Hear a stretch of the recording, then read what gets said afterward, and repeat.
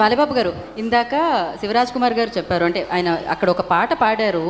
ఇప్పుడు మరి మీలో ఒకసారి మీరు పాడకపోతే ఎలా చెప్పండి? మీరు ఇందాక నాకు బాలబాబు గారికి ప్రామిస్ చేశారు.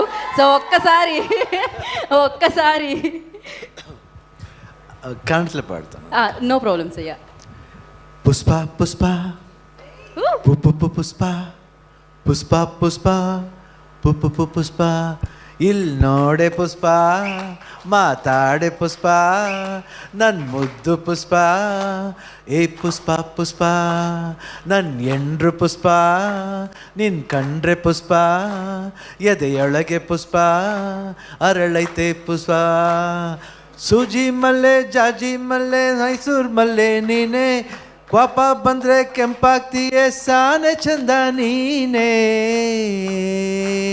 ಇಲ್ಲಿ ನೋಡೆ ಪುಷ್ಪ ಮಾತಾಡೆ ಪುಷ್ಪ ನನ್ನ ಮುದ್ದು ಪುಷ್ಪ ಏ ಪುಷ್ಪ ಪುಷ್ಪ ನನ್ನ ಎಂಡು ಪುಷ್ಪ ನಿನ್ ಕಂಡ್ರೆ ಪುಷ್ಪ ಎದೆಯೊಳಗೆ ಪುಷ್ಪ ಅರಳೈತೆ ಪುಷ್ಪ.